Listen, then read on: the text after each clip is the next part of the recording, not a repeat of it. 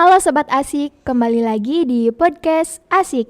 Bersama saya, Chelsea Suryana Ramadhani dengan tema Smaci Topik Edition 3. Oke, kali ini kita akan menggali informasi-informasi seputar kegiatan di SMA Negeri 1 Ciawi Gebang. Nah, untuk podcast kita kali ini, kita kedatangan narasumber yang luar biasa, yaitu Bapak Agus Fitriadin MPDI. Halo Bapak, gimana nih kabarnya? Alhamdulillah baik. Alhamdulillah. Oh iya, mungkin sebelum ke topik utama, boleh nih Chelsea tanya-tanya dulu ke Bapak. Untuk sekarang, Bapak menjabat sebagai apa di SMA Negeri 1 Ciawi Gebang ini? Ya, kebetulan untuk tahun 2023 ini saya dipercaya menjadi wakil kepala sekolah bidang kesiswaan. Wah, keren banget. Oke, seperti yang tadi Chelsea bicarakan, bahwa kita akan menggali informasi seputar kegiatan di SMA Negeri 1 Ciawi Gebang. Untuk kegiatan terdekat di SMA Negeri 1 Ciawi Gebang ini kira-kira apa sih Pak? Ya, untuk kegiatan terdekat di sekolah kita ini cukup padat ya, terutama di akhir Mei dan awal Juni ya. Di akhir Mei itu ada kegiatan panen karya P5. Kemudian kegiatan pagelaran seni, ada kemudian kegiatan Bajar PKWU, ya. Nah itu kegiatan yang akan dilakukan di akhir Mei sekaligus kegiatan Harlah, Hari Lahir SMA Negeri 1 Ciawi Gebang. Nah kemudian di awal Juni ya itu akan diadakan UKK, kalau sekarang mungkin istilahnya PSAJ, yaitu penilaian sumatif akhir jenjang. Setelah itu berbarengan juga dengan kegiatan PPDB, penerimaan peserta didik baru. Jadi sangat padat sekali di akhir Mei dan awal Juni ini. Wah, ternyata banyak sekali kegiatan yang akan dilakukan di SMA Negeri 1 Ciawi Gebang ini. Ngomong-ngomong soal PPDB nih Pak, untuk SMA Negeri 1 Ciawi Gebang sendiri itu kapan dimulai pembukaan pendaftarannya dan kira-kira ada jalur apa saja untuk PPDB tahun ini? Ya, untuk PPDB di tahun 2023 ini ya sebenarnya sama dengan tahun-tahun sebelumnya. Itu akan dimulai tanggal 6 Juni. Ya, itu ada tahap 1 di sana. Ya, tahap 1 itu untuk non-zonasi. Nah, kebetulan untuk non-zonasi ini banyak jalur yang bisa dipilih oleh peserta didik baru. Ya, di situ ada jalur afirmasi yang di dalamnya ada KETM. KETM itu keluarga ekonomi tidak mampu. Kemudian ada juga jalur ABK, ada juga jalur kondisi tertentu. Kemudian ada juga jalur perpindahan tugas orang tua dan anak guru. Kemudian ada juga jalur prestasi. Di situ ada nilai rapor, ya, ada juga akademik dan juga non akademik. Ya, itu untuk jalur untuk tahap pertama. Adapun tahap kedua itu insya Allah akan dilaksanakan pada tanggal 26 sampai 30 Juni 2023. Dan itu hanya satu jalur, yaitu jalur zonasi. Ternyata banyak banget jalur yang dibuka untuk PPDB tahun ini. Ya, nah, untuk pendaftaran itu pasti ada persyaratannya ya Pak? Ya. Nah, boleh dijelaskan Pak persyaratan apa saja yang perlu dipersiapkan oleh calon peserta didik baru yang nantinya akan mendaftar ke SMA Negeri 1 Ciawi Gebang ini? Untuk persyaratan PPDB ini ya, kalau kita rangkum itu ada 2 syarat. Yang pertama syarat umum ya. Syarat umum itu siswa memiliki ijazah. Pasti ijazah belum jadi ya atau belum dicetak oleh sekolah asal. Sehingga boleh menggunakan surat kelulusan yang dibuat oleh sekolah. Kalaupun itu belum ada, ya boleh menggunakan kartu peserta ujian di SMP atau MTS-nya. Kemudian syarat umum yang kedua, siswa itu memiliki akte kelahiran. Kemudian memiliki KK, kemudian ada KTP orang tua juga, kemudian nilai rapot dari semester 1 sampai semester 5, dan yang terakhir yaitu SPTJM, yaitu surat pertanggungjawaban mutlak dari orang tua. Itu untuk persyaratan umum. Adapun persyaratan khusus ya, ini sesuai dengan jalur yang diambil oleh para peserta didik. Seperti misalkan kalau dia ngambil jalurnya jalur afirmasi atau KETM, maka dia harus memiliki kartu KIP, PKH dan sebagainya ya, bentuk-bentuk bantuan yang diberikan oleh pemerintah. Dan juga terdata di DTKS, data terpadu Kementerian sosial. Kemudian kalau dia anak guru harus siapkan juga surat tugasnya ya. Kemudian kalau dia mengambil jalur prestasi harus disiapkan juga sertifikat dan piagam yang pernah dia peroleh ketika ikut lomba tersebut. Nah, setelah ada persyaratan untuk pendaftarannya, lalu bagaimana sistem pengumpulannya Pak? Apakah offline atau online, dan bagi calon peserta didik yang di luar kota itu nanti bagaimana sistemnya? Untuk pendaftaran sendiri yaitu satu pintu melalui online. Makanya syarat utamanya peserta didik yang mendaftar itu harus memiliki akun yang dibuat oleh Pemprov Jabar atau Disdik ya, pendidikan nasional, pendidikan provinsi, yang kemudian diberikan kepada Disdik kabupaten yang kemudian disalurkan kepada satuan-satuan pendidikan. Nah itu, sehingga pendaftaran ini satu pintu melalui jalur online. Adapun pengumpulan berkas dan sebagainya, kebetulan ada sekolah-sekolah yang dia mengkolektif pendaftarannya, dan itu boleh, silahkan ya. Bahkan saran dari kami, kalau di sekolahnya itu mengkolektif pendaftarannya, lebih baik melalui sekolah asal. Kalaupun tidak ada kolektif di sekolahnya, boleh dia daftar secara mandiri ataupun dia boleh langsung datang ke sekolah ini. Seperti itu.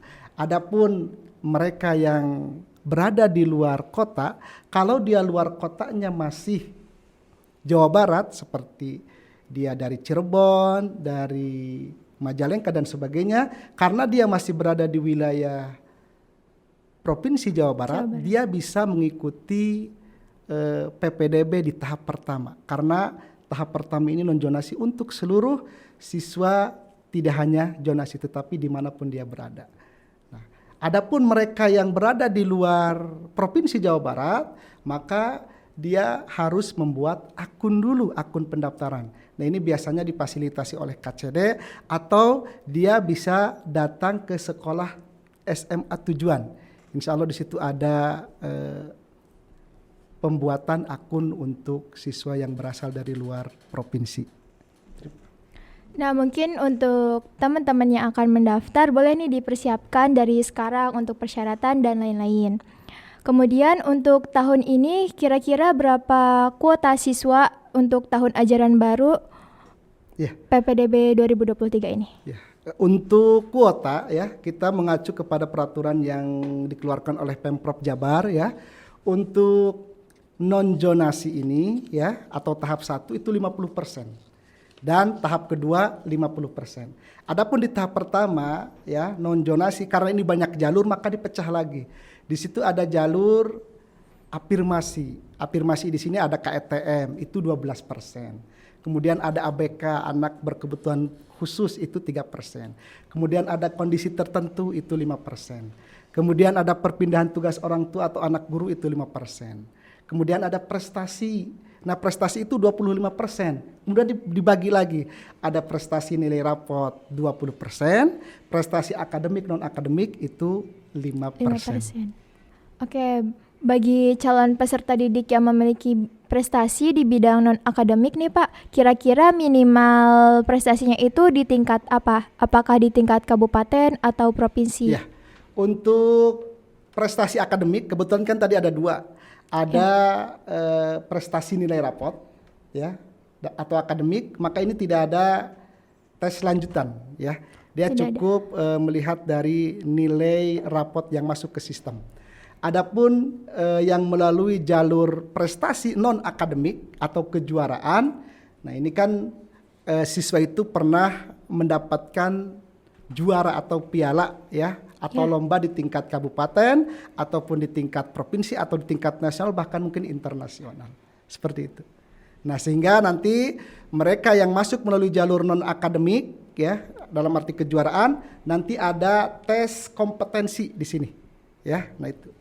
Seperti itu. Kemudian untuk yang mendaftar di prestasi nilai raport itu Pak, kira-kira untuk rata-rata nilainya itu berapa? Ya, untuk nilai raport ya, itu kita tidak bisa memastikan berapa minimal nilai yang akan diterima. Nah, itu berpatokan kepada seberapa banyak siswa yang masuk ke sekolah kita ya melalui jalur nilai rapot yang kemudian nanti diurutkan dari yang terbesar sampai yang terkecil ya. Nah, kemudian kalau itu melebihi kuota, berarti nanti yang diambil yang sesuai dengan kuota yang kita tetapkan. Ya, misalkan kuota jalur nilai rapot itu kan 20%, 82 orang. Ketika pendaftarnya itu ada 100 orang, maka yang diambil 82 orang. Berarti diurutkan dari yang nilainya paling tinggi hingga yang terendah ya Pak? Betul, ya. Itu nilainya dari nilai rapot, nilai kognitif dari semester 1 sampai semester 5 yang kemudian dijumlah dan dirata-ratakan. Oke, baik.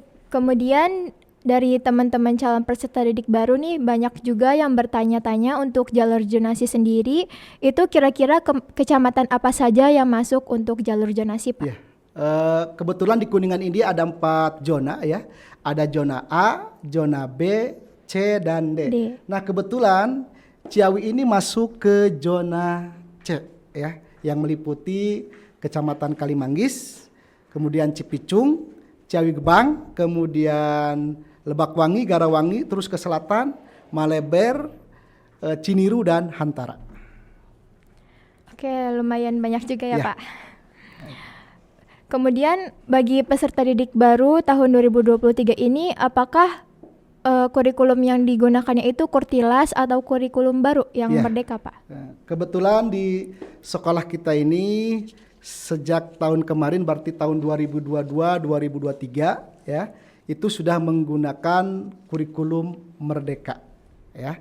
Nah, sehingga di tahun ini pun untuk tahun pelajaran 2023 sampai 2024 tetap menggunakan kurikulum merdeka, sehingga nanti ketika ada siswa baru berarti ada 2 angkatan yang menggunakan kurikulum merdeka.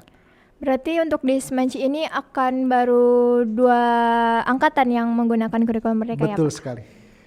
Nah, ngomong-ngomong soal sekolah dan pendaftaran nih kan tadi sudah dijelaskan untuk persyaratan dan lain-lainnya. Nah, untuk SMA Negeri 1 Ciawi Gebang sendiri ini apakah ada biaya SPP Pak? Dan untuk pendaftarannya apakah itu ada biayanya juga? Ya. Untuk biaya masuk ke SMA Negeri 1 Ciawi Gebang termasuk pendaftaran itu tidak ada biaya sepeser pun. Free, 0 rupiah. Ya, karena itu. Sehingga tidak dipungut biaya sebesar apapun. Tidak ada pungutan itu.